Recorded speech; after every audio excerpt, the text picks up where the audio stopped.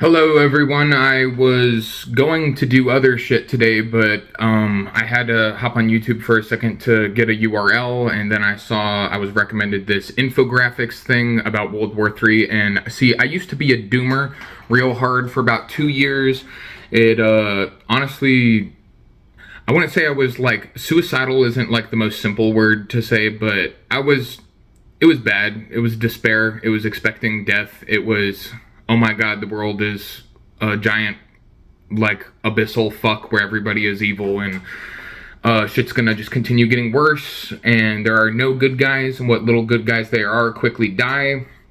And, it was just no good. And I am not a doomer anymore. And in fact, I'm pretty optimistic, at least about the world in general and humanity.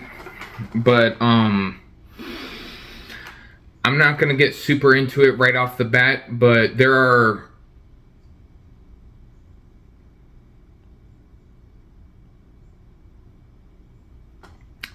those who benefit from people like me, or maybe perhaps you, from being just depressed, apathetic,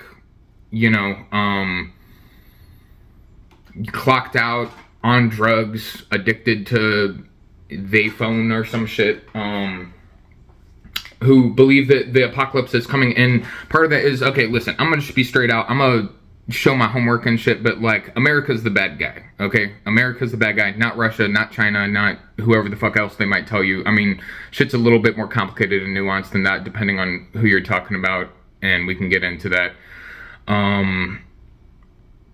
But there's a lot of people in America, or in the West in general, who are kind of not liking America, leftists and shit, who are open to the idea that America is bad, but America is going to be like, all right. You can criticize us, but when shit hits the fan, you're on our side. You're going to be our slaves. You're going to be our soldiers into the meat grinder. You're going to be who we plunder when we run out of external sources of plunder. Okay, so this is a 15-minute video, so let's just get into it. I like saw the first minute, I got pissed. I don't want to give this dude any fucking watch time. And it's just, I'm sure it's gonna hit a lot of just very bog standard Western media talking points, and I just wanted to run through them because there is nobody in the English-speaking sphere, there's no major source of contesting this shit. Okay, so let's just get down into it. Alright, so we got some big old scary-looking bad guys. Ooh, that guy looks kind of like Hitler. Russia's on the warpath, and if successful in Ukraine, is unlikely to stop there. Okay. Already, I gotta fucking stop it. I can't get into the whole fucking Russian war in Ukraine, in just the first 5 seconds, the first 5 seconds, excuse me, but, I'm just not even gonna get into that. Maybe I'll get into that later, if we haven't gone by little bits throughout this video. But the very long story short, and again, I can show my work for this, but NATO has been provoking Russia. NATO and America's the head of NATO. NATO is de facto just America's way of consolidating power with all of its vassals and, like, the EU and shit. But, NATO has been wanting to destroy Russia basically since 1917, when the Russian Revolution started, and the Russians were very foolish, and they thought, oh, well, we'll be capitalist, we can be, bad guys with America. No, America doesn't want to share the bad guy title. They'll let you be their bitch. Yeah. You want to be their bitch? Oh, yeah, sure, dude. Yeah, fucking lick my boots, dog. But, like, Russia got this funny idea in the 90s that, oh, okay, we're not socialist anymore. We're not going to capitulate to America, but we're friends with the West. I mean, it was leading up to that anyways, even before the dissolution of the USSR.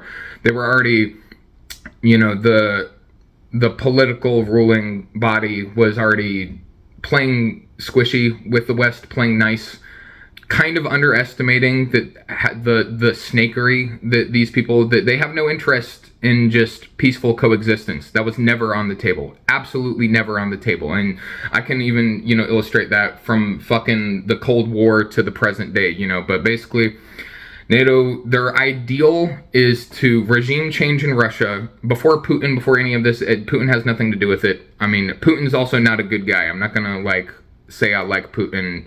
That's kind of like an overcorrection. I feel like that at least I got when I first started getting into this, was kind of getting a little warm fuzzy for Putin just because he's so sees America for what it is, but the dude's not a good guy. So don't get that twisted. America or fucking Russia is still a capitalist country. Their motives in Ukraine are not purely wholesome, but it's a war on the defense. NATO wants to regime change Russia, crush Russia. They want to balkanize Russia. They want to fucking plunder it. They want to imperialize it. They want to exploit the population for their own shit. They want to exploit the resources, blah, blah, blah.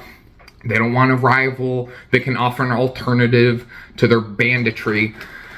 I'm not going to get into it right now. Let's go. Lithuania, with EU support, has shut off the flow of military and economic material to the Russian enclave of Kaliningrad, triggering a threat of invasion by Russia in retaliation. A world the way China flexes its... Okay, and of course China looking big and scary and grr, we're so mean for no reason. America's just like, no, stop. We're the good guys. We're not gonna let you bully us, pal. But fucking, forget all the fucking emotional and graphic distortions that kind of build shit in your head and your heart just by the graphics. Fucking Kaliningrad. Russia, I'm sure, is pissed that Lithuania is blockading them there. Fuck yeah, why wouldn't they be?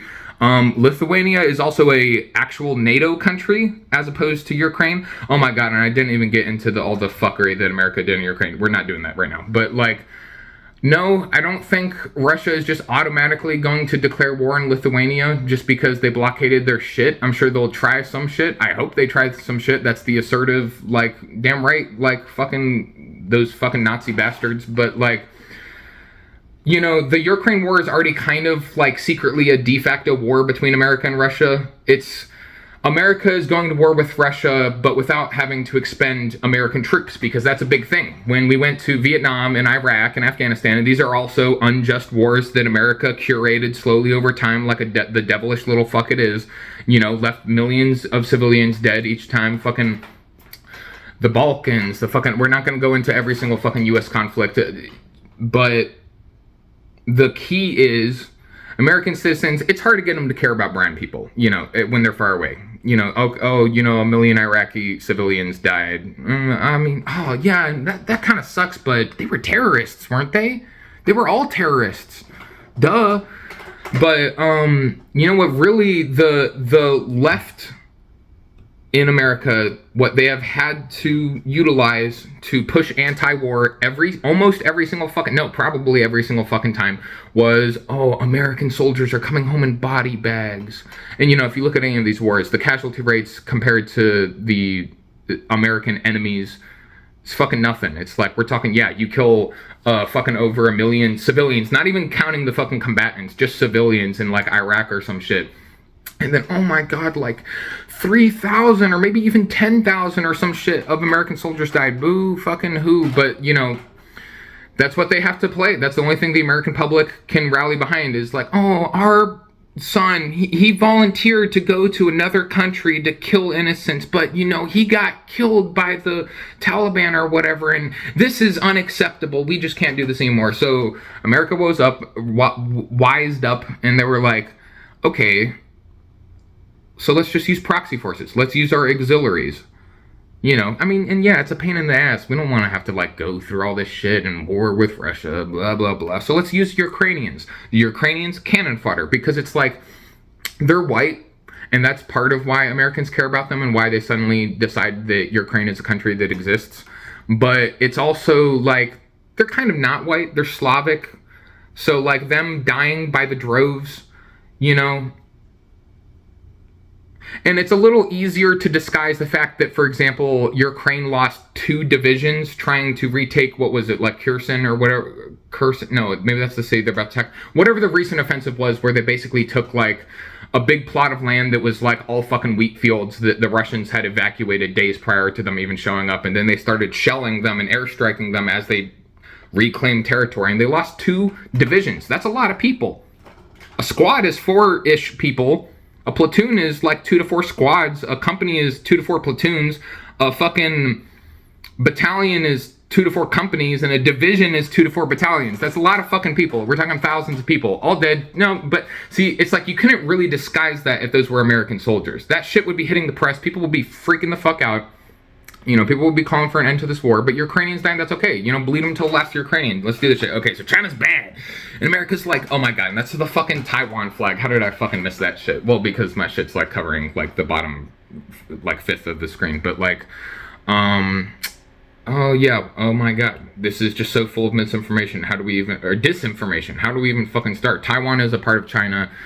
TLDR, it was like forever. And then it wasn't for like a couple years because the nationalists, the fascists that were, you know, fighting the communists for control of China, that's where they fled and left, and they installed a government. And they said, no, we're the real China, not, you know, the 99% of the rest of it, you know. And yeah, Taiwan's going to be the new Ukraine. They're going to try and use Taiwan.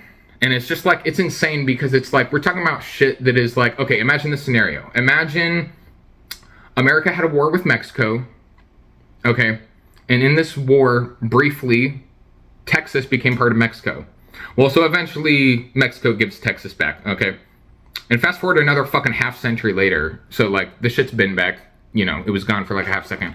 Well, now China is arming Chinese rebels, or fucking Mexican rebels in Mexico to attack Texas. They're killing Texans, American citizens, by, you know, yeah. How would you react to that? And they're like, and you know, there's like a couple people they pay in Texas to be like, no, we're still part of Mexico, and you know, they're all fucking yapping on their national TVs being like, Texas is a part of Mexico. How would you fucking feel about that? Right on America's back door. Texas. Texas. Okay. Its muscles as it threatens the United States and their continued support for Taiwan. Fears of World War III are growing by the day, and the United States is taking them very, very seriously. America is the one pushing World War III. None of the fucking world wants World War III. It has always been America. Since World War II, I mean, fucking capitalism did World War I, World War II. It is, you know, I mean, like, shit ain't so simple. Oh my fucking. Before we discuss how the U.S. is preparing for the Third World War, first, America has been purposefully instigating this with Russia. They have since 2014, since America overthrew the neutral Ukrainian government. That's not what they'll fucking tell you, but you're just gonna have to take a little bit of what I say at my word, and you'll see. It'll build something that when you appreciate it in its full, you're like, oh wait, maybe something is up. But like, I can't fucking bog down and cite every tiny little thing I say right now. But like, Russia met up with Ukraine and, you know, NATO and all that shit, and they're just like, this shit's unacceptable. You're Nazis that you're arming and training in Ukraine. They are killing Russian civilians in the Donbass. Let's talk about it. They had the Minsk II agreements that was signed in Belarus, and it was basically, you know, kind of like a peace treaty. And NATO and Ukraine, their Ukrainian puppet government, they have been completely ignoring the Minsk agreements. And for how long is that? Fucking 8 years? For 8 years, Russia has been repeatedly being like, hey, can you please respect our agreement? Hey, can you please respect our agreement? Hey, can you please fucking respect our agreement? For fuck's sake, can you please stop killing innocent civilians? That shit is patience. That shit is tolerance. And it's assertive. What they're doing is assertive. This is not aggressive. This did not come out. America wanted Russia to fucking invade Ukraine. They wanted this shit. Why? Because Europe is getting too cozy with Russia. Their economic relationships. They're like, no. America, or fucking Europe. America said to Europe, hey, you're our bitch. You don't get to be independent. You don't get to make independent decisions. You do what I say, when I say, Point blank period. That's the end of the discussion. You're not having economic relationships with Russia. Fuck you. And it's also like, yeah, Russia makes money selling oil and gas and shit to Europe.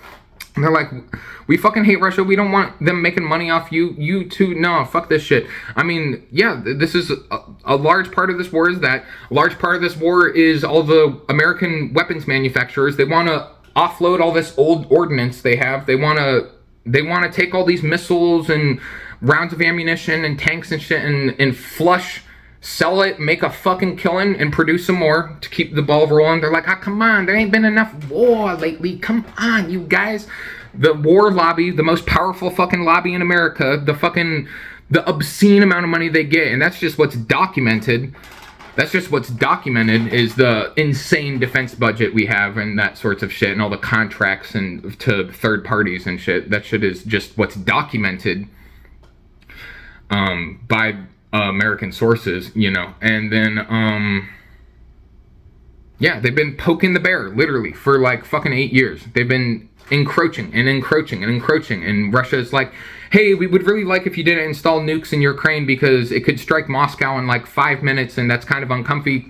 Do you remember the fucking freak out that America had when the Soviet Union installed nukes in Cuba as a response to America installing nukes in Turkey? That's the part they don't fucking tell you. America installed nukes in Turkey to hit Moscow, and Moscow's like, okay, well, you know, mutually assured destruction. We can't just have a gun pointed at our face. We're going to point a gun at your face. You know, like, this is the situation you put us in. If you're going to point nukes at my face, I'm going to have to point some nukes at your face, dog. Like, that shit ain't right.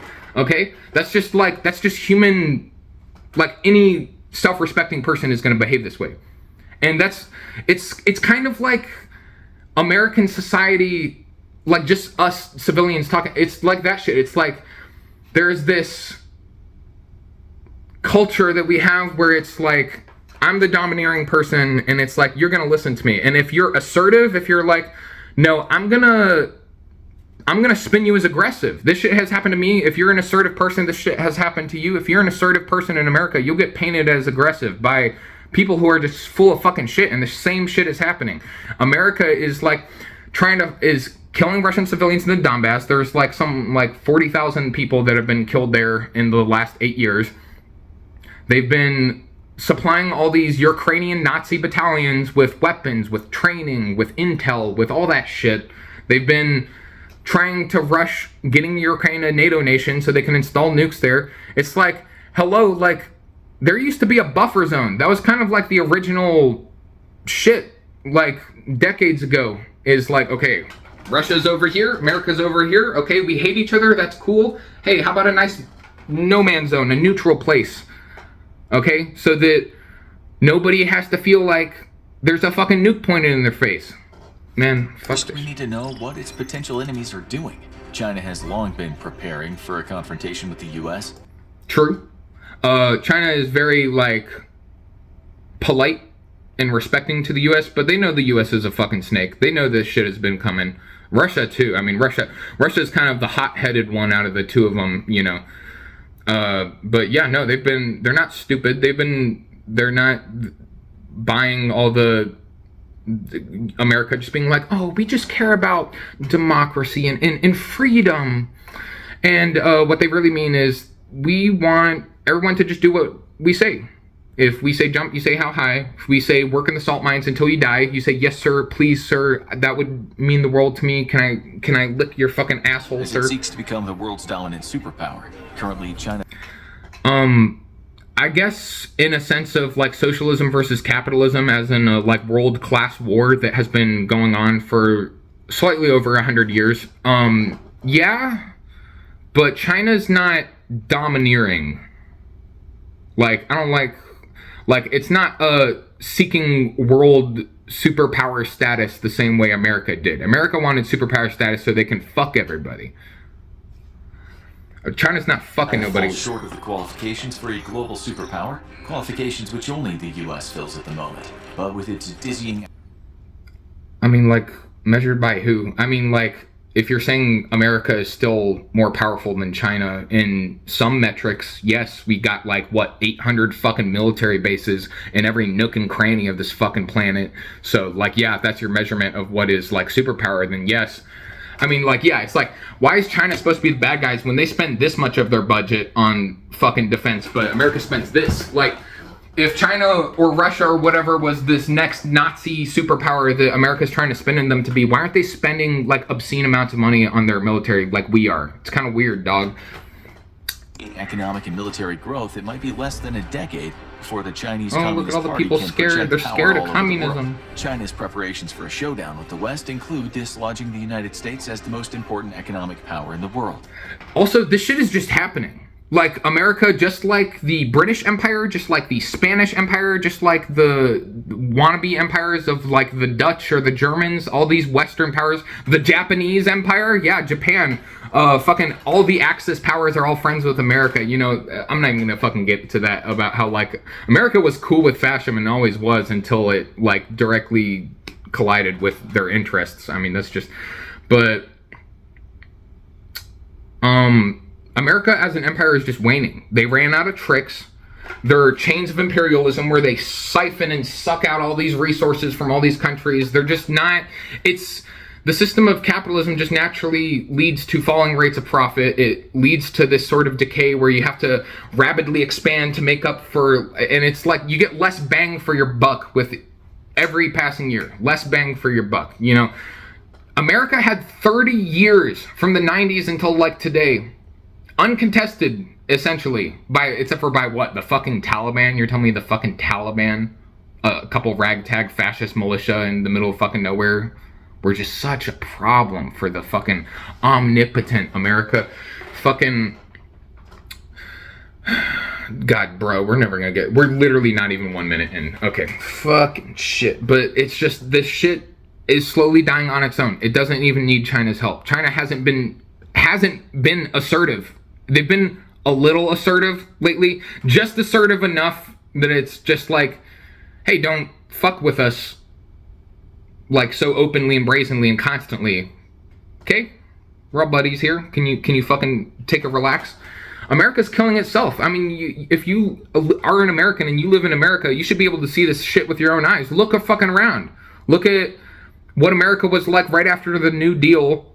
Right when your fucking entitled ass baby boomer ass grandparents were fucking like could buy a house by working at McDonald's for like 4 hours a fucking week. And look at it now. Look at all the fucking statistics. We got the opioid crisis. We got the inflation. We got the fucking, yeah, people's money ain't worth shit no more. We got people who are just like eating shit day after day. We got people who can't pay their medical bills, their college, their blah, blah, blah. You've heard all this shit. Shit's just decaying on its own. It doesn't need external help. Like, this shit is just, it's baked into its code. It also has safeguards to its own economic interests in the wake of economic warfare versus... Real quick, yeah, they're a fucking country. Like, who doesn't? Like, it's just, but he says it kind of like, and you know, they take care of their own country.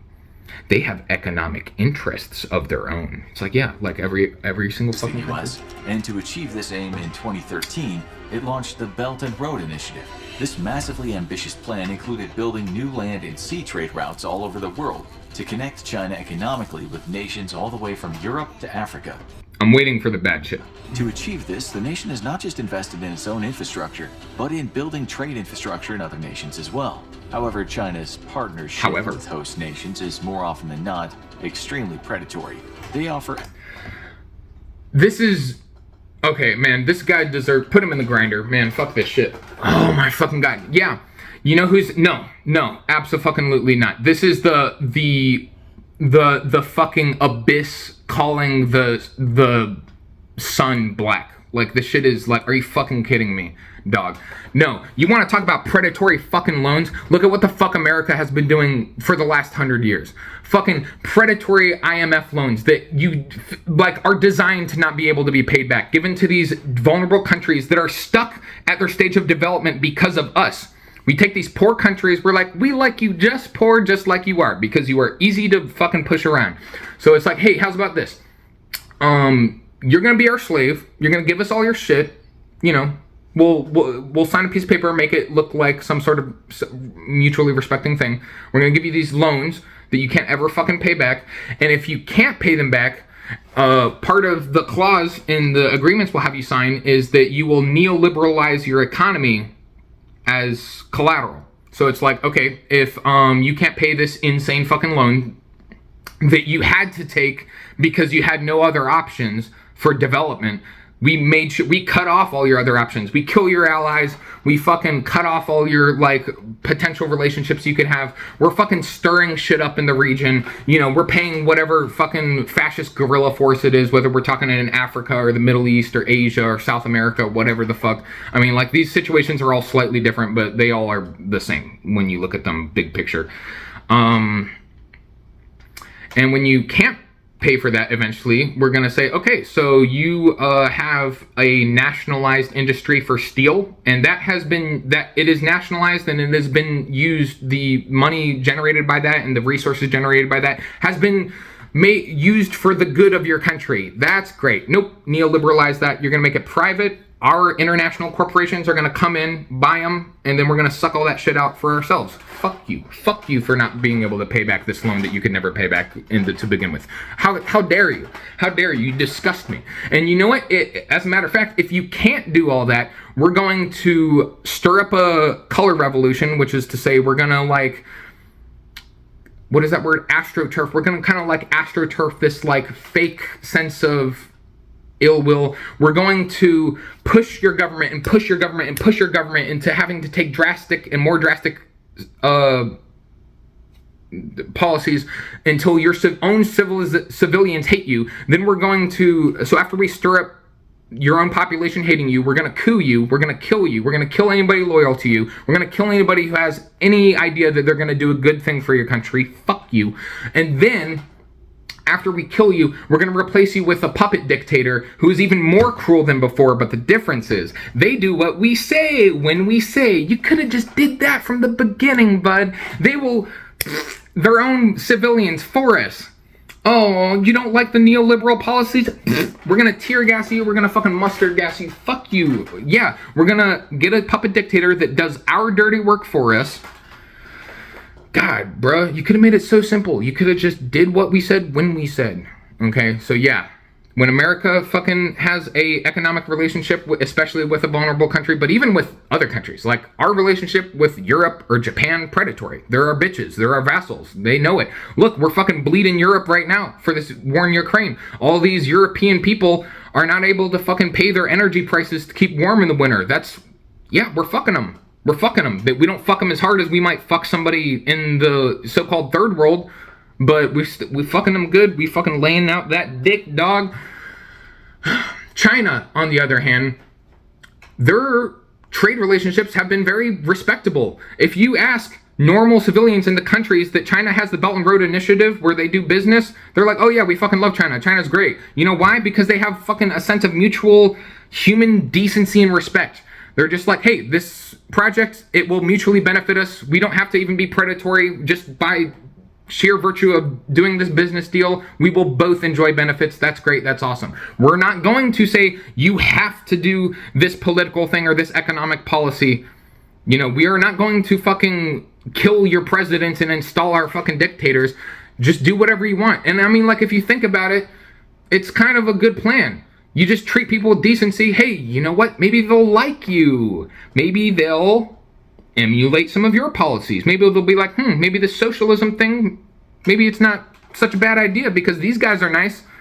So it's cooking cookies for people to make them your friend instead of pointing a fucking gun in their face and saying, hey, be my friend right now or else, you know? Fucking, yeah, they make seaports, they make airports, they make hospitals, they make water treatment facilities, they make universities, they make research labs, they do all this shit, you know? Because they also understand the principle, hey, if these countries can economically develop, our mutually beneficial relationship will only prosper.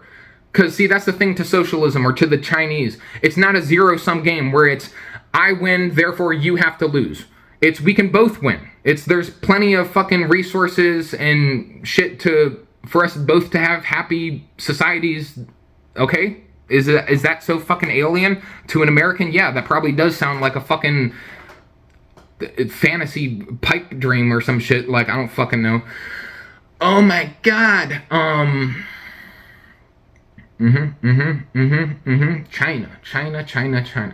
You ask any of the fucking civilians, they fucking love China. In these Belt and Road Initiative countries, you know, they fucking don't like the West. There's a reason that if you, for example, look at the Haiti protests right now, you'll see people waving around Chinese, even Russian flags, even Iranian flags in some of these countries, because and especially something like Iran or Russia, they're not that great. They're not heroes, but they're better than America. This shit is this new order that's rising of China, Russia, Iran, to a degree. We're also talking like Brazil, India for sure.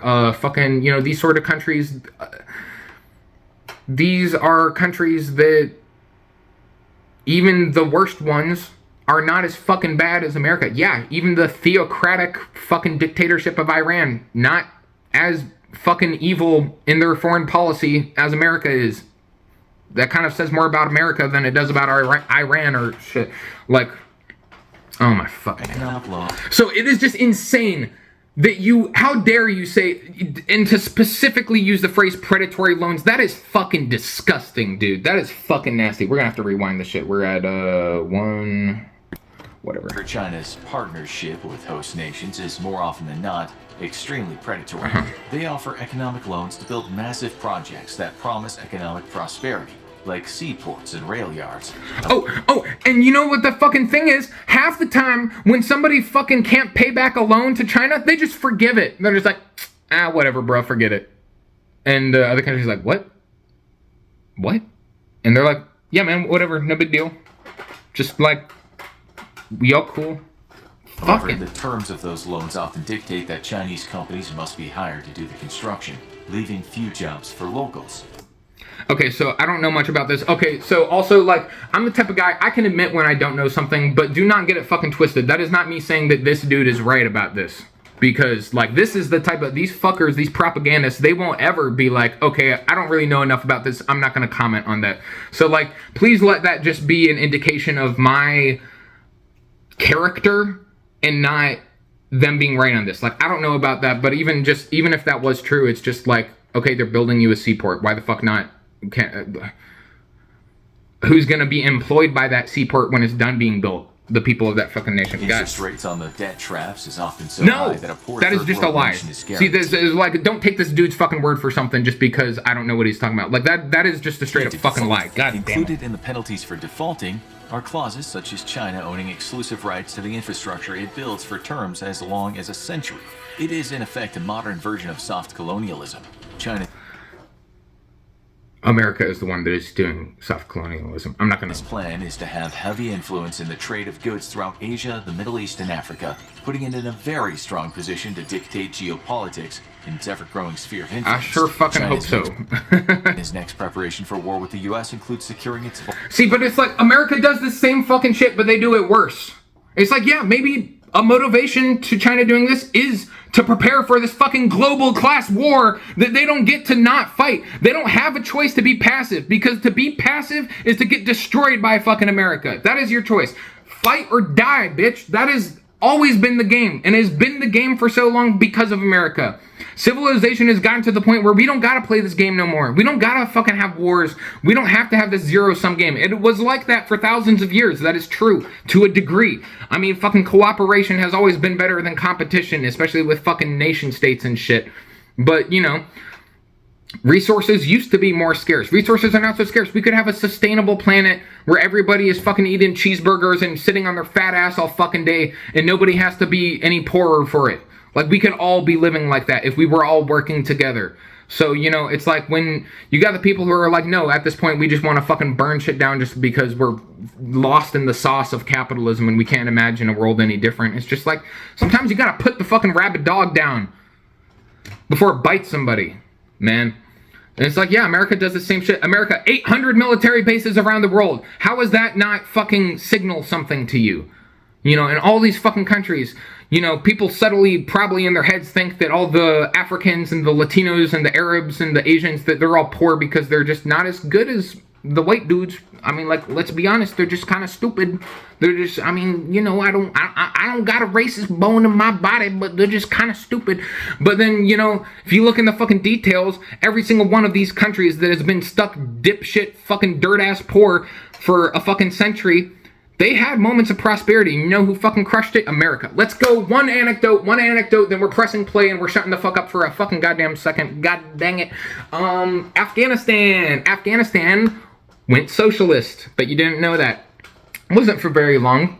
But while they were socialist, women could drive cars, women could go to school, the poor people were being uplifted, there was social mobility, there were good wages, there was good industry, there was good opportunities, it was secular, and and America was like, no, because we don't like socialism, duh, you haven't been paying attention. So what did they do? They go to all these tribal warlords that were pissed that women were having sex and reading books. They went to all the drug... Oh my god. Afghanistan used to be the biggest producer of opium, like, fucking ever. And socialist Afghanistan was like, hey, maybe we shouldn't force slaves to work in poppy fields for fucking... And sell this terrible fucking drug to our own people and to people across the world to sow suffering. So there was all the drug lords that were pissed about that. So you got all these tribesmen that are pissed that women are having sex and reading books. You got all these fucking... drug lords that are pissed that they're not selling opium, and you got people who just like hate socialism because it's kind of scary. They use red in their flag. Kind of bad guy vibes, dude. So what did they do? They basically brought up the Mujahideen, which was the like proto-Taliban. They got all these fascists, all these opportunists, and they sent them to fucking rape and pillage Afghanistan. And then the Soviet Union invaded Afghanistan when the socialist government that was elected and that was there was like, hey, can you please help us? America just sent fascists to fucking rape and kill us. Just like one example. That's just one. You go to any of these countries, any of these fucking countries, it's the same story over and over. Routes through the South China Sea. Oh my God. And the very valuable oil and natural gas deposits in the region, as well as the remaining rich fishing grounds. This effort began with the construction of artificial islands in 2013. Which continued unopposed despite an international ruling by the World Court in The Hague that such island building and claims to economic exclusion zones around them were illegal. Why the fuck would I don't know a lot about this. I'm not taking this dude's word for it. This dude is a fucking liar already. Even if it's not intentional, even if he thinks he's telling the truth, he is reciting lies uncritically, so fuck this dude. But if that shit's true, I never heard of that, but it's like, why the fuck would China follow international law? America doesn't follow international law. America does whatever the fuck it wants. Why would China, especially when that body of international law is just America's thing? It's like, we don't have a proper international government where people are fairly represented and they're neutral, because America would have gotten a fucking ticket or something. You know how many fucking American people or American associated people would be in The Hague if that shit was fucking fair and whatever the fuck words you want to use? Fucking Christ, dog. America does whatever the fuck it wants. Foreign pressure also failed to stop China from stealing claims to oil supplies by neighbors such as Vietnam, or of using its coast guard to bully and intimidate the merchant and fishing fleets of other nations out of their own territorial waters. These islands have now become heavily fortified military installations, which include modern missile defenses. Yeah, because they're waiting for you to fucking use Taiwan as Ukraine. Oh my god, they're building shit in their own waters?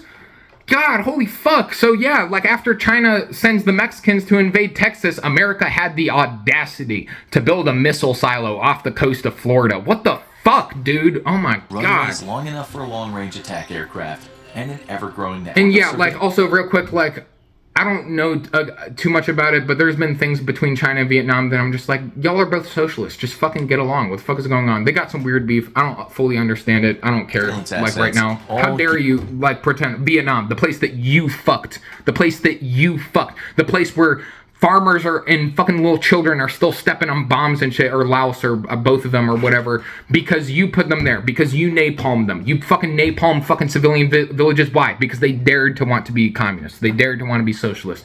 Oh my fucking god. Guess we better fucking turn this place into a fucking wasteland. geared for one purpose: detect, track, and destroy the U.S. Navy. Good, Further yeah, get 'em, boys. preparations have included the addition of dozens of new ships to the People's Liberation Navy, which is now Again, America's spending this much. Oh my god, but China spends this much, and like, oh my god, they're like fucking officially Nazi the Germany, largest in the dog. world. Recently, China's second aircraft carrier came online, and in a few years will be ready for battle, greatly enhancing the CCP's reach in all. How many fucking aircraft carriers and battleships and cruisers and destroyers and fucking nuclear submarines and shit does America and all its vassals have pointed at their fucking face, dog? The important sea and air domains. With Russia's increased belligerence in Europe, there's a serious concern that the two nations might partner up in an attempt to turn the current US-led world order on. Oh my god, look at that little bitch. Bro, at least y'all are honest and you know that you're little fucking pussies. Yeah, China and Russia, they're doing pretty good right now. I hope that stays the same case in the future. I would hate for Russia to like betray China. That would be fucking miserable. But yeah, get them. Despite China's increasing capabilities, it still does not have the power to defeat the US in a one-on-one confrontation, and it might hope to split the US attention by partnering with Russia, thus forcing America to choose fighting between China in the Pacific. America's a fucking rabid dog. It doesn't have sense. These fucking capitalists can only think one financial quarter at a time half the time. Yeah, they're already fucking picking fights with China and Russia. I mean, more of Russia, obviously, right now. Pacific or Russia in Europe. For decades, the United States maintained a policy of fielding a powerful enough military to fight and win two simultaneous wars against near-peer adversaries. However, with China's rapid ascension, this is... Actually, that's not true. America's been focused on counterinsurgency, and the dumb little bitches couldn't even handle a couple of fucking farmers' kids with AK-47s. What the fuck makes you think that they can handle conventional arms? What they're not telling you about Ukraine is the fucking Russians have been whooping fucking Ukraine and all their fucking NATO mercenary bitch-ass Nazis. Because they've been, I mean, that's, but no, you know, you'll hear it. It's just like, pause for a fucking second. How is it that you seem to hear that Russia is this evil, malignant, powerful Death Star Nazi Germany fucking rolling over and killing all these civilians, raping, pillaging the entire fucking world, yet at the same time, Ukraine is just one aid package away from capturing the Kremlin. Which is it, dog? Because it ain't the second one. I'll fucking tell you that. And it ain't the first one because they're not evil, dog. But, I mean, yeah, if we were talking like a straight up confrontation, like America got all their dudes together and Russia and China got all their dudes together and they just fought on an open field, yeah, that would probably not go good for the good guys. But that's not how this war is going out. And America's spread thin. And again, their empire is waning. They're running out of resources. They're running out of people to fucking exploit. They're having to turn that shit inwards. Fascism is just imperialism turned inwards, and vice versa. I mean, yeah, they can't even get fucking army recruits these days. The U.S. military can't even get fucking recruits because they can't pay enough to send these people to go kill kids. Become officially impossible without bankrupting the U.S., and thus America has been forced to accept that it may only be able to defeat one near-peer adversary at a time. The question is, how is the U.S. preparing to do that, given the increasing likelihood of China and Russia starting a third world war? Okay, first of all, fuck you. America's starting the world war. First, the situation in the Pacific might seem dire with China's numerically superior navy, but the real measure of naval power is not the number of vessels, but in the number of battle force missiles. These are the number of missiles that both navies can bring to bear against each other.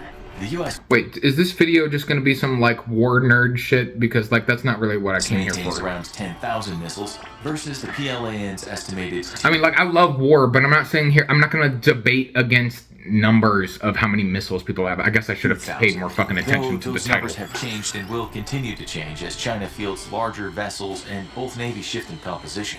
It's estimated... Okay, I'm going to go ahead and call it... if this is good American war propaganda, the point of this video will be America, we're the good guys, China, Russia, they're the bad guys. World War III is coming because they're just evil, and that's all. That's all you need to know, really. They're just evil. I couldn't tell you. They're just born that way, I guess.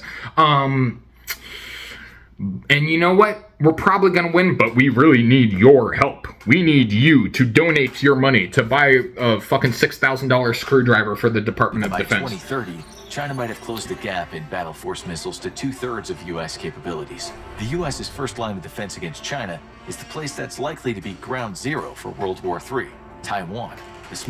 America's fucking is the island that is technically part of China, which American diplomats until recently were like, oh yeah, that's part of China. It's only until this suddenly World War III, America decided, you know, it's time for another big war.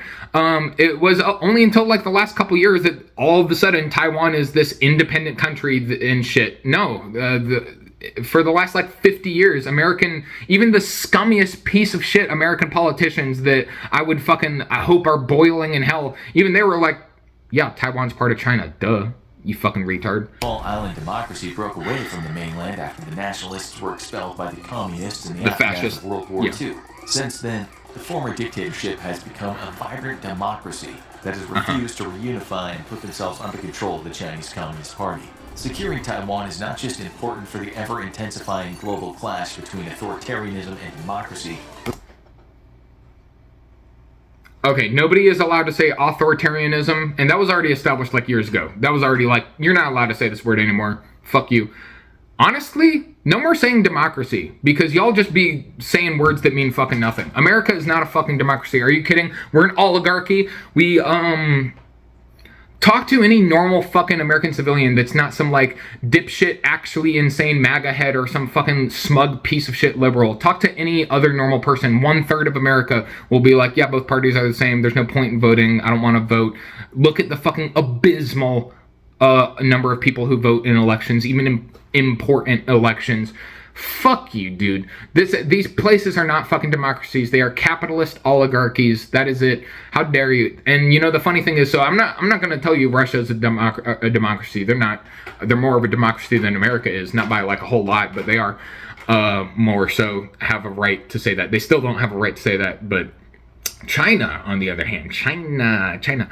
Did you know that both internally, but of course, who can trust the Chinese? They're evil, duh. But also external Western NGOs that are hostile to China both report that there is, for example, there is something like, it's like 90, 95, maybe even 98, but like it's well into the 90 percentile of people trust the CPC on a federal level. There are some local CPC, I don't know what you would call that, like chapters or whatever, that people have some grievances with, but federally, the Chinese love the fucking Communist Party. Chinese of, and not just, oh my god, it's the Han Chinese, no, Chinese of all ethnicities, to the 90s of percent are cool with what their government does. You know why? Because it's a fucking democracy, because the Communist Party does what the people want. So, for example, Dengism. Okay, let me run you through Chinese fucking history real quick. So first there was the Cultural Revolution, there was Mao Zedong. It was very ideological. It was an ideological hardline. We are communists. Everything we do has to be morally righteous, ideologically pure. And you know what? It wasn't working out. It wasn't doing good for them, for their situation. So the people were like tired of this. They were like, I'm tired of fucking playing like socialist revolutionary when I can't fucking eat, dog. So the Communist Party was like, okay, we're making a switch. That's when the period of Dengism happened, the opening up. That is where they started these special economic zones where capitalism was carefully corralled, where capitalism started to come in China, where it was like carefully administered by the Communist Party to make sure that it didn't grow out of control. And they used that to develop. They used that to develop their productive forces, and so people could eat and shit. I mean, or, well, we'll get to that. So they developed their productive forces pragmatically, saying like, we're going to do whatever it takes to not get by America and by our capitalist, the hostile capitalist West. So Dengism happened, they developed, and then people are like, hey, we're kind of tired of this. Can we be like socialist again, honestly? And the Communist Party was like, yeah, cool. All right. So they take all the winnings from the period of Dengism and they divide it among society. And now we have the fastest growing middle class in China. We have Chinese people are the #1 international vacationers in the world right now. We have yeah, we got all this high-speed rail, all these green energy initiatives. This isn't being pragmatic. This is, I mean, like, it is in the long run, but it is more socialist and moral and ideological. It's a nice balance between the Cultural Revolution shit and the Dengism shit. I mean, they're not shit. They're both important parts of the process, but, like, yeah. And so now they've been, it's like If they were this evil dictatorship, they would have just stayed in Dengism. Or if they were senseless, bratty sociopaths, they would have just stayed in their cultural revolution, like ideology and morals above all else shit. But no, they've always shifted with the populace to do what they want. You know, the CPC has like, I might be getting, it's like 80 or 100 million fucking members. Okay? All over fucking China. That is a lot of people who are a member of this big, scary party. A lot of those people are young people. It's not this ossified, calcified old class of fucking despots. It's a constantly evolving, like, you know, they have like something like 30-ish to 40% like women members. And they're like, this is great. We can do even better. Let's get it 50, you know? They send their fucking cadres, their experts, to like these little rural villages. And they're like, hey, what's up? I represent the Communist Party. You know, I know y'all are here in bumfuck nowhere. Y'all probably got some problems. The shit looks kind of rough. How can we help you? What do you need? What's going on? Tell me shit that's happening in this town. What's going on? How can we help you? Fucking... If there is a democracy on this planet, it is in China. If there is an authoritarian government on this planet, it's fucking America. Do something America doesn't like. Oh, they'll let you, like, rebel. You know, they'll let you be like, grr, I hate America. But if you actually seriously threaten them, and that's part of it, it's like, okay, vent out all your outrage, make it look like that we have a variety of ideas, but the second that you actually threaten us, like, for example, the Black Panthers, whack, we're gonna fucking kill you. But also for we're gonna put you in Guantanamo and torture you to fucking death. Economic reasons. Firstly, Taiwan produces I don't even remember where the fuck we are. Let's rewind. It's not just important for the ever-intensifying global clash between authoritarianism and democracy, but also for very important political and economic reasons. Firstly, Taiwan produces around 50% of the world's semiconductors. I don't care about this shit right now. US companies ceased production at home due to expense. Semiconductors are important for every single gadget in your life. The global economy quite literally runs on them, and they've become as valuable as a commodity as gas and oil. China itself produces between 25 and 30% of the world's semiconductor supply. But you can't criticize capitalism. You're using an iPhone. You're using an Android. You're using a Google Pixel. So if China were to take Taiwan, it would now be in control of 3/4 of the global semiconductor supply. This would allow China to effectively... See, but if America was in control of that, it would be like, oh, thank God, all the semiconductor supply is in our Western liberal democracies, freedom, blah, blah, blah. The economy of any nation that disagrees with it by simply barring the sale of semiconductors to it, giving China incredible power to further control global affairs and reducing the West's ability to oppose its authoritarianism. Taiwan is also politically important, as it makes up part of what's known as the First Island Chain. This is a chain of islands that extends from Japan to the Philippines and acts as a very physical barrier to the expansion of Chinese influence in the Pacific. If China were to take Taiwan... Please, China, overrule Japan. Kill them. It would not just break this carefully orchestrated containment strategy, but allow China to effectively neuter Japan's ability to resist it. With aircraft and ships stationed off Taiwan, China could target Japan's lines of communication and trade routes that cross the Pacific and hem the nation in, forcing it into subservience under threat of economic starvation. If China takes Taiwan... No, fucking China does not starve civilians, bro. America starves civilians. Western powers like Japan are fucking happy to starve civilians if it fucking meets their interests. To defend the Philippines and Japan would be made much more difficult, if not impossible.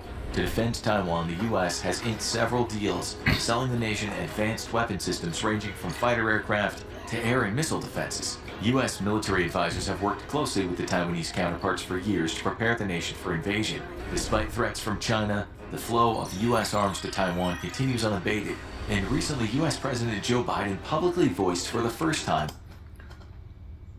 So it's like they're these big evil fucking expansionist motherfuckers, but somehow you're still able to fucking ship over ICBMs and fucking squirt guns and every other thing in between to the fucking island that is on their doorstep, that is a part of China, that is fucking, like, again, minutes away from probably nuking Beijing. How dare they want a buffer zone between the fucking rabid dog? How dare they want a chain link fence between them and fucking... Unacknowledged truth in American politics. The United States will come to the defense of Taiwan in case of invasion.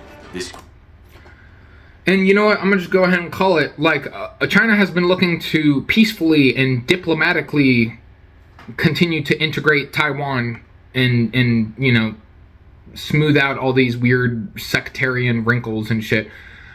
But, you know, America doesn't want that. I bet behind the scenes they are trying to stoke it to become a conflict. They would rather Taiwanese civilians die because they've been stirred up into a, like, oh my god, okay, let's go kill fucking Chinese cops or fucking soldiers or whatever the fuck. Let's go be terrorists.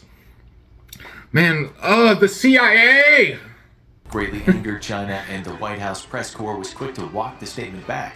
But what seemed like a political guffaw was likely yet another bit of intrigue meant to further the American strategy of keeping China guessing as to how the U.S. might react to an invasion. If China cannot accurately predict what America will do should it invade Taiwan, it serves to create confusion and doubt amongst Chinese leadership. Should China prepare its economy for a flurry of global sanctions like Russia received after its invasion of Ukraine, or should China expect American F-18s to swarm the skies over Taiwan and sink their invasion fleet? Strategic ambiguity is a powerful tool, and political theater is an excellent method for creating it. But the U.S. is not planning on fighting a war against China alone. To this end, it has helped increase the capabilities of allies such as Japan, and most notably Australia, who recently signed a military... Yeah, this is how vassals work. Okay, we're gonna suck you dry while we can. Okay, but wait, it's wartime. Okay, again, we don't want American soldiers to die. Okay, so we're gonna stuff you full of all our toys. Okay, go, take care of it. Cooperation pact between itself, the United States, and the United Kingdom. The pact will not just provide security cooperation between the countries, but also help arm Australia with a fleet of nuclear attack submarines. This is of grave concern to the Chinese, who recently attempted to charm Australia away from its relationship with the U.S., a tactic which... See, but you fucking dipshits, you Chinese dumbass motherfuckers don't realize that Australia is part of the West.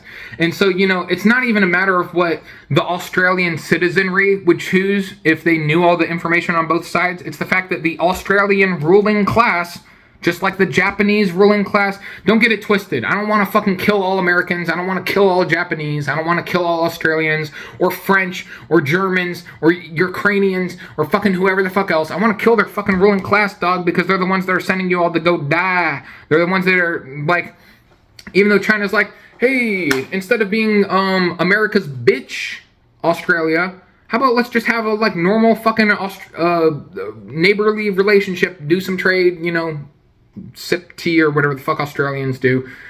And, you know, maybe an Australian civilian would be like, yeah, I don't know, maybe. Oh, yeah, that sounds okay, I guess. Yeah, I mean, like, you know, austerity be coming, you know. I feel the belt tightening because Papa America wants to... But then, you know, the Australian ruling class comes along and it's like, China's gonna fucking kill us all. Look, they eat dogs. They eat dogs. Ultimately failed. In 10 years' time, China, let's go to war. Nukes. But Australian submarines also, putting the People's Liberation Navy as well as its all-important sea trade routes at increased risk. China imports most of its oil and gas over its seaborne trade routes, and this is exactly what the U.S. is preparing to target in case of war, in order to strangle the Chinese economy. Recently, security meetings between Japan, India, the U.S., and Australia were revived after a pause during President Trump's term. The Quad, as it's informally known, aims to tackle global problems such as global warming. No, the fuck they don't. No, the fuck they don't. Do not look me in the face and fucking tell me America... and not UK or fucking Australia either, for fucking sure. But look me in the fucking face and tell me America has done shit about climate change. All they do is just pointing the finger to China, who is actually doing something. It's fucking insane, man. Cybersecurity and ensuring a free and open trade. The fucking high-speed rail and the green energy initiatives, the transitions, China's actually doing fucking something. America's just like, have y'all tried recycling? Environment in the Pacific. This is a veiled implication of the Quad's discussions on how to... Yeah, free trade. Like, I don't know, China being able to fucking make relationships without America treating it like it's an act of war. Hey, that's our bitch that we're trying to suck dry. How dare you have a normal trade agreement with them? This is Hitler-esque. Best handle China's expansion in the South Pacific. Currently, the Quad has no military commitment to each other, but that might change in the future as President Joe Biden makes the South Joe Pacific and Biden. confronting China an area of pressing concern for the U.S. India is the only nation in the Quad without a formal security agreement with the U.S., and it has... Yeah, because America or fucking India, they're kind of like one of those like in-betweeners right now. They're like, ah, shit. I mean, well, also, India's got a big old commie thing going on. Good for them. Good for all those people who protested last year. I'm sure that shit was not easy. Major kudos. But yeah, India's very much split in many ways between the West and China right now. But, they're a lot of Indians are kind of sick of being America's bitch. They're kind of sick of us calling them fucking slurs as telemarketers that are getting paid cents an hour or, shit like that. Like, seems like your own fucking bullshit's coming back to bite you. Historically refused to sign on to any security partnerships with any nation. However, that may soon change as tensions between India and China escalate, and it becomes... I wonder who's escalating the tensions between India and China. I wonder who's working behind the scenes day and night to make sure that relationships between India and China stay at best neutral, but at worst neutral, but preferably hostile. Yo, let's have millions, billions. Let's have two countries that have 1 billion people each kill each other. That would be awesome. You know why? Because then we could come into the fucking ashes and be like, you're a slave, you're a slave, you're a slave, you're a slave. Your Chinese military on its own. Bringing India into the network of security alliances in the South Pacific would effectively hem China in on all sides, and more importantly, put allied ships and planes directly in the path of China's trade routes through the Indian Ocean. But the United States is also taking very material steps to confronting China. Joe Biden. Skies with very little of any action between the People's Liberation Army and the U.S. Army. This will be a war of ships and planes, not of tanks and artillery, and the U.S. is preparing accordingly. In an attempt to prepare How long has this fucking video got? We're in 10 minutes. With China in the skies, the U.S. has accelerated the procurement of F-35s and made getting squadrons of the 5th generation fighter into operational status a top priority. However, both the Navy and the Air Force have expressed reservations about the F-35's current readiness, which has prompted... Yeah, because capitalism builds shit. Y'all's shit fucking breaks. Y'all's shit super expensive for no fucking reason but to make the wallets fat of all the weapons contractors. $6,000 for that screwdriver. We need a $6,000 screwdriver. Why the fuck don't our planes work? With orders of upgraded legacy aircraft, such as the F-15 Eagle for the U.S. Air Force and the F-18 Super Hornet for the U.S. Navy. To counter the threat of Chinese missiles, including its very vast arsenal of ballistic missiles capable of targeting... I love the like subtle... like malicious wokeism shit where they're like trying to make it seem like everybody that's standing against Russia and China is this like incredibly racially diverse and men, women, and children, but the bad guys, they're all these like look exactly the same and like half of them got fucking Hitler mustaches and cackle. Bruh. This shit is a class war, but it's also fucking white supremacy versus the rest of the world. And I mean, white supremacy is just a tool of capitalism or the ruling class or whatever you want to fucking call it. Ultimately, I mean, but the Navy has also begun to expand the number of Aegis-equipped vessels in its fleet. Starting in 2015, the Navy also began to work on undoing the strategy of carrier-based sea dominance that it's employed since the end of the Cold War. With the fall of the Soviet Union, the U.S. Navy enjoyed unmatched superiority and complete freedom of action anywhere in the world. And they sure did. Surface fleets were retasked with simply protecting carriers. Funny how there was a lot of bad shit that happened all across the world between the 90s and the 20s. I was gonna say something else about the like race thing, but I feel like it goes kind of off topic into a tangent. But I mean, yeah, it's just like they're like, for example, America will be like, hey, black people, I'm really sorry that we've treated you so bad for so long, but you'll go die to kill Chinese people, right? And some black people will definitely fall for it, just like everybody is susceptible to propaganda. But already I've talked to a lot of black people myself that when I try and talk China with white people, the first fucking thing that they say usually has to do something with like Uyghur camps or like some shit. I mean, like I talked to a very close friend of mine. I talked to like my father recently. That was both the first thing that they cited was the big scary camps. That's a whole ass other discussion that I'm not trying to get this video demonetized. Yeah, I'm gonna be surprised if this video lasts. Like, thankfully, I don't think nobody wants to watch a 1 hour fucking video to check it for shit, for misinformation, disinformation, Russian propaganda. I'm a Russian bot. It is true. Must destroy all that is good. Oh, but fucking wait, let's rewind. I can't even see the fucking little watch timer thing.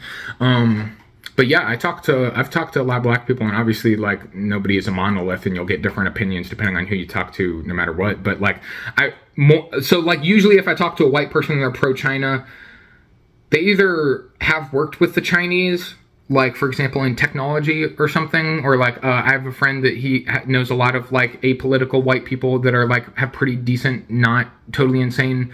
My best friend, he works in so he's a simulation engineer for geothermal energy, and it's like, they actually, you know, talk to, or he's had colleagues that, you know, like, actually have talked to fucking Chinese people, or like worked with Chinese companies or whatever, and they have just very normal, not insane opinions about Chinese people.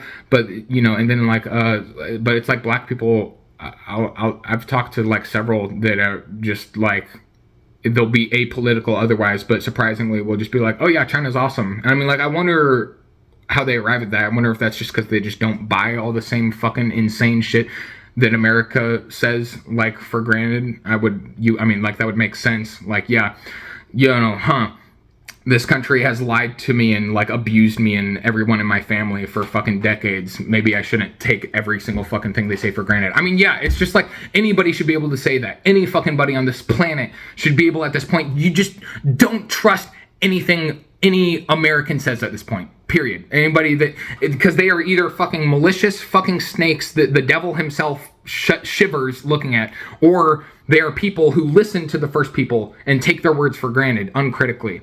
You know, it's like I said, like, this dude who made this video, maybe he's not a fucking evil piece of shit, but he is just like, oh yeah, Ukraine is the good guys and Russia's bad. Why? Well, because, I mean, CNN and Fox News both said it. And, you know, they normally disagree over stuff, but they definitely came together for this. Simply protecting carriers. Anti-submarine warfare and anti-surface warfare skills had atrophied as naval strategy centered completely around the big carriers. Now the U.S. Navy is preparing its crews to once again face off against near-peer foes in ship-to-ship battles. Submarines are America's second greatest naval asset after aircraft carriers, and yet remain nearly completely forgotten by most of the world, which is exactly how they like it. Currently, the U.S. has a fleet of 68 submarines and is replacing the Cold War Bro, they couldn't have added one more submarine? Los Angeles-class fast attack submarines with the new Virginia class. Investment in submarines has stalled recently, and procurement plans are behind schedule, but the United States retains a significant advantage in undersea combat, despite China having a larger force of less advanced submarines. The realm of hypersonic missiles has received a great deal of attention ever since it was announced that the U.S. was lagging behind both Russia and China in their development. Yet there's some misinformation and confusion regarding... Oh, also, yeah, your fucking super mega modern shit that breaks, like, yeah, it's like, okay, go buy the new iPhone or fucking whatever, but then you're gonna be surprised in, like, 9 months when it just stops working. Like, yeah, your shit's real shiny, dog. It also don't fucking work. But the other thing is, good news if you believe in peace and prosperity and kissing babies. China has been investing a shitload of money into research, not just military research, but research in general, you know, and, you know, while it's kind of like, now, the American empire is dying, keep that in mind, so it's just, and China's rising, so, you know, it's just like, if this was America and this is China, shit is, like, right here right now, but that shit's just gonna, you know, kind of keep doing that thing. This technology that's made Russia and China seem as if they hold a significant... Especially when we're, like, actually, or not we, the Chinese are actually putting money into, you know, things that have, like, longevity versus the Americans that are just, like... advantage over the U.S. in this realm. I need more bigger bonus this quarter! Firstly, any ballistic missile is hypersonic. And China's recent test that saw a hypersonic missile fly around the world is not very impressive from a military point of view. Technically speaking, this simply doesn't add any additional capability that didn't already exist. The real threat from hypersonic missiles comes from maneuverable hypersonics. These are missiles that can not only fly at hypersonic speeds, but can also maneuver while doing so, making them incredibly difficult to defend against. In this area, all three nations are still struggling to field fully operational missiles, but the US has made great strides in recent tests. One area where the US may in fact be coming up short is the development of advanced long-range air-to-air missiles. Recent photos of Chinese jets show that China has begun to field advanced beyond visual range missiles, while the US is still largely equipped with the AIM-120, an extremely capable and combat-proven air-to-air missile that nevertheless is only effective at medium ranges. However, the Pentagon's F-3R program aims to improve the capabilities of American air-to-air missiles by not just greatly expanding their range, but also improving efficiency in an electronically contested environment. A new generation of American missiles will feature two-way data links, GPS-enhanced inertial measurement units, an expanded no-escape envelope to increase lethality, and war is cool. We love war. Yes, war. Plane being pointed directly at the enemy, thus lowering their vulnerability.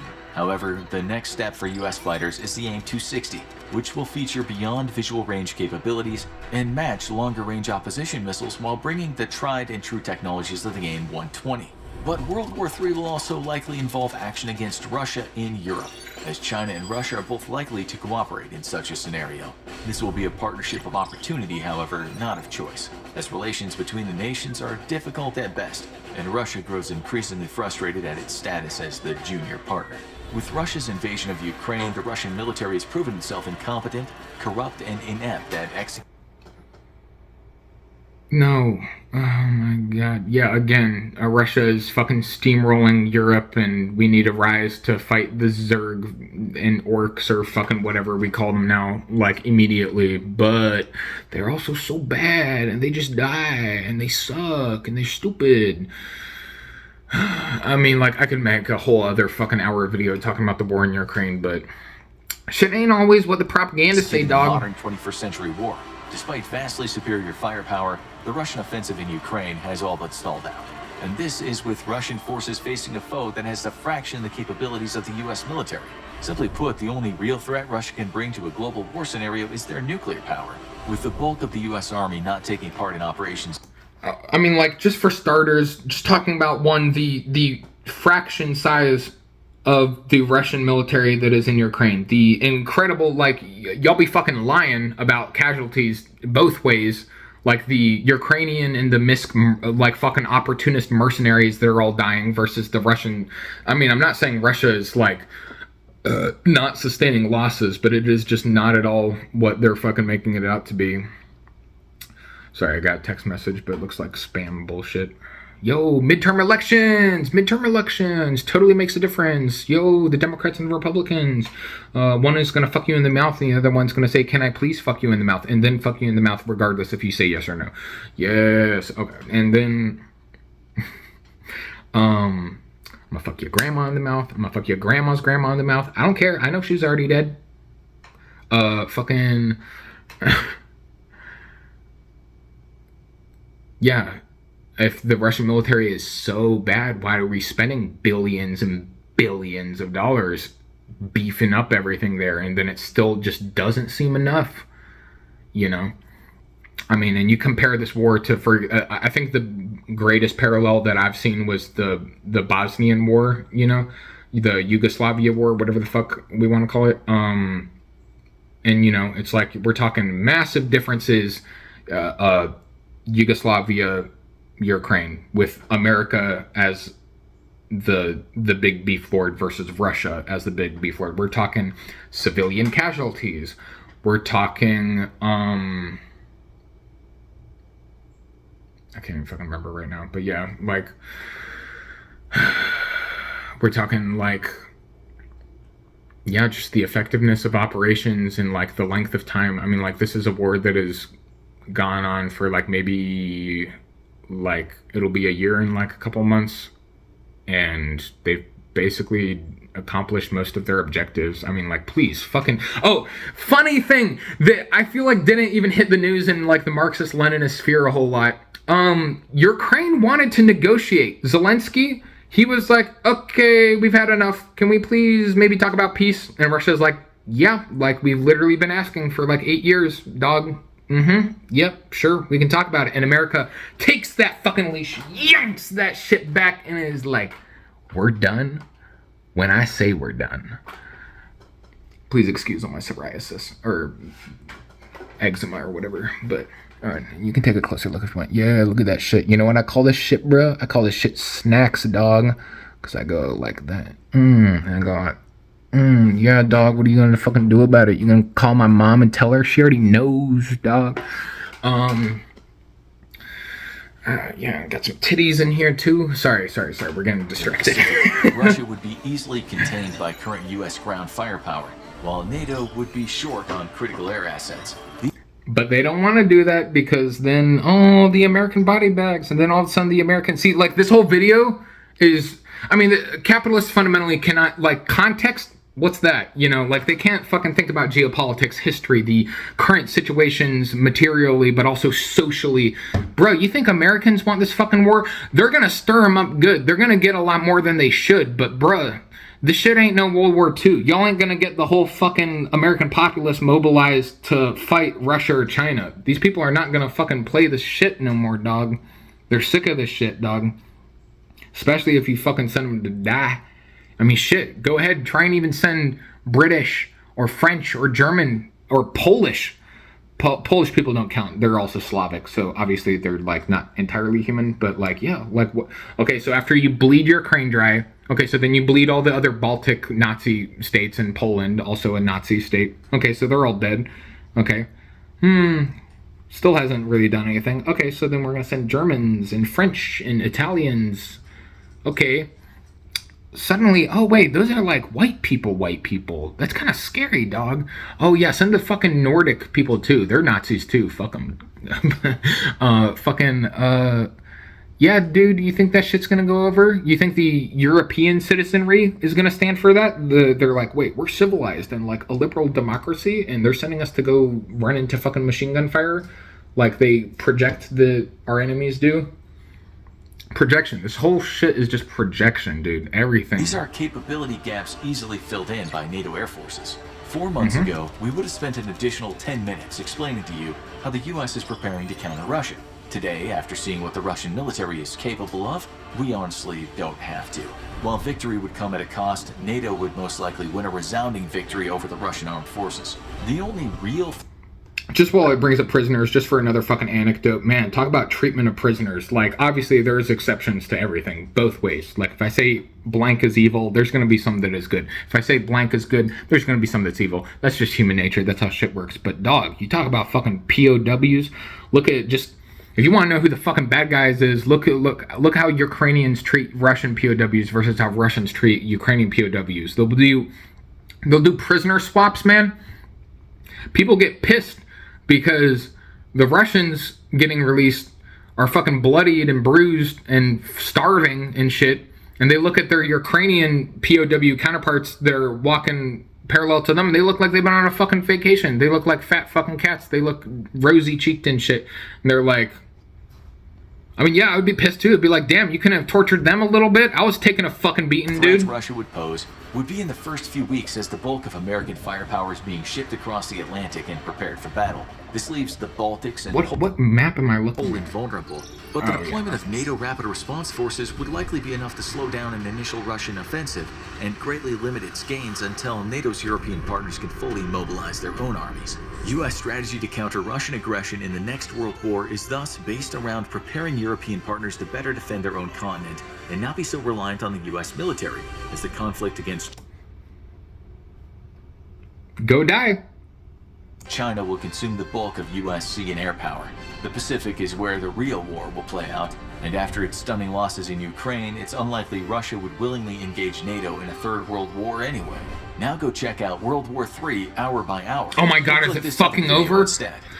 Holy shit. Okay, so honestly, I can see that if you're already inoculated against all the shit I'm saying, I don't know if this video was entirely like that convincing, but hopefully I feel like I'm just trying to paint like a little bit of a counter narrative, you know? It's like this shit that I'm spouting out to you, this is years in the making, you know. There's no one source that I can link for all this shit because we are talking about wildly different narratives of what is happening on this planet. And here's the thing, one of them is right and one of them is bullshit. And I mean, like, yeah, the wrong one will have elements of truth in it. Just like the right one, sometimes misinformation gets in there. Sometimes shit just be wrong. Sometimes people have bad motives. Sometimes, I mean, yeah, it is a war. You know, people do be lying on both sides, regardless of who is right or wrong. But somebody is right and somebody is wrong. Don't even get fooled by the Western leftist bullshit and think that this is just two big evil entities fighting each other. No, one of them has clearly illustrated that they are not the evil one. And one of them has illustrated for hundreds of years that they are evil. How many times does America have to do some fuck shit in the world? How many times does America have to sow death and destruction? How many times, at home and abroad, how many times does America have to fuck you in the mouth without you, even when you say no sir, no thanks, until you finally learn that they're fucking bandits, that they're fucking evil, that they will do anything to squeeze a penny out of you, including fuck your babies and your grandmothers at the same time while they're dead. They will do all of this to squeeze another penny out, because that is just capitalism. Unfortunately, part of the reason that I have a hard time talking about this is because you have to fundamentally understand capitalism and socialism and imperialism and the blah and the fascism and the blah and the other blah blah blah to really get a proper understanding. It's not only about understanding all of these countries, all of their histories, all of the circumstances, the nuance, the fucking context, but it is also understanding that it's like all of these entities are behaving predictably. How America behaves, it's not because we are especially uniquely evil. It is just we are the most unfettered vehicle of capitalism in the entire human history. And this is predictable. Everything we do is predictable. Sending the Ukrainians to go die, predictable. Stirring up shit, just always fucking stirring shit, you know, but it's gonna be alright because knock on some fucking wood, please let me be right when I say this, you know, like there's some times where I'm okay with being proved wrong and this is not one of them, but I'm gonna say, I don't think no World War III is coming. I think that is just another method of fear they use to keep you in line. Just like all the MAGA suburbanites that live in the nice neighborhoods, they make, the scary black rioters or the Antifa or rising crime. Crime isn't really fucking rising, dude. People be pussies nowadays. Even though shit be hard, people aren't really committing crime like that. But they'll make it, oh my God, it's crime. Oh my God, the Antifa looters burnt down the Target. They're coming for you and your white children next. They do that so you'll stay in line. Okay, so yeah, that is kind of scary. Okay, police are good because they're going to protect me from the orcs, dog. Just like, you know, you feel some type of way about America, the government. Oh yeah, politicians, they all be kind of corrupt. All these mega corporations, I'm not really feeling it. They're kind of bullshit. Wait, but they're not Sauron. Sauron's out there. I mean, you know, yeah, maybe it is all these same governments and corporations that I was just criticizing that is telling me this. But I mean, hey, they eat dogs and babies and grandmas. I don't want my dog baby grandma getting murdered and fucking slaughtered and fucking eaten up. Like, it's fear. It's fear to keep you in line. Just like, yeah, you keep the white suburbanites scared of black people so that they'll be fucking loyal. You keep all your employees that you're treating like dog shit, scared of getting fired, scared of being that homeless guy. Homeless people, you know, we don't want them to get seen by Jeff Bezos because then he'll be like, oh, this is unsavory. But we kind of want normal people to see homeless people because it reminds you, hey bro, could be you. Yeah, my McDonald's job kind of sucks. It's kind of like hell on earth, but at least I'm not homeless. I'm scared of being homeless. So yes sir, yes ma'am, yes sir, yes ma'am. Fucking the fear is everywhere. The fear of fucking, hey, like, I'm honestly, like, a little worried about someone that knows me personally seeing this video and thinking I'm, like, a psychopath, or that I'm racist, or that I'm fascist, or that I'm, like, I don't fucking know, the insane shit. Like, yeah, I mean, like, thank God I already got no social circle. Nobody fucking likes me. People are scared of me. People avoid me. I totally get it. I mean, some of the shit that I used to say, honestly, I mean, like, I would like you to see it within a material understanding of, you know, whatever.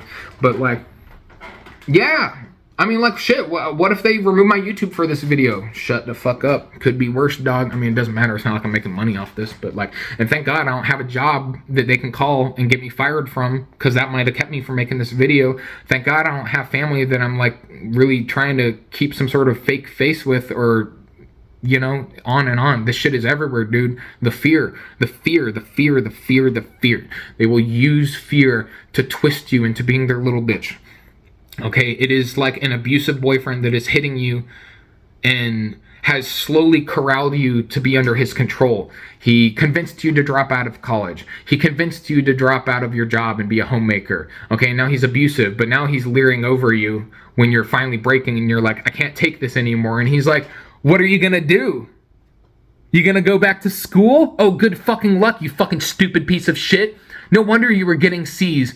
Oh, it's because you're a stupid, worthless piece of fucking shit. What, are you gonna get a job? You don't know what it's like to work out there. You don't know how hard I fucking work, how hard my job is. You should be fucking grateful that I even feed you, that I even let you go hang out with your friends anymore. Your friends are pieces of shit. You're only here because of me.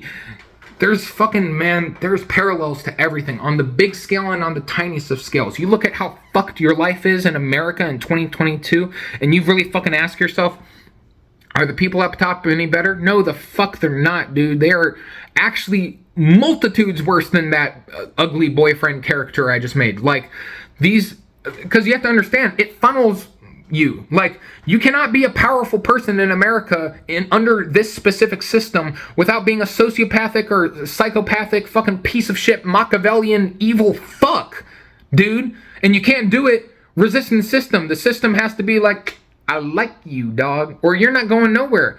You look at throughout history, any person that is decent either becomes undecent, they either get corrupted and co-opted, or they don't make it. That's it. So you got the worst of the worst. How is it that you people seem to get it through your heads that people are bad when it's about domestic issues? Yeah, like it's about abortion, or it's about racism, or it's about fucking inflation, or it's about fucking whatever. But they just ring the little fucking bell, and you just keep coming running back. Loyal. Stop being loyal to these fucking people. Democrats, Republicans, they're the fucking same. They're the same entity. It is the American empire. Okay? They are nominally different in social issues. That is irrelevant right now. Okay? Again, the conversation is more nuanced than this. If anything I have said has pissed you off or you have some problems, I mean, like, please, talk to me in good faith. I mean, like, I would like if people could be decent, but you know what? Whatever. If you're mad, go off. King, queen, whatever, go for it. If there is some sort of confusion, if you think I'm suggesting something bad here or there, or if you would just want to hear more, if you want me to fucking write up some shit for you to explain one of my claims better, I will, sir. I will, ma'am. Okay, so this video is already too fucking long. We're done. But I just hope that this video will reach someone who is maybe skeptical of the bullshit American polls, and maybe to give them just a glimpse of the other side of things. Okay? I love you. Shalom. Gashbachal.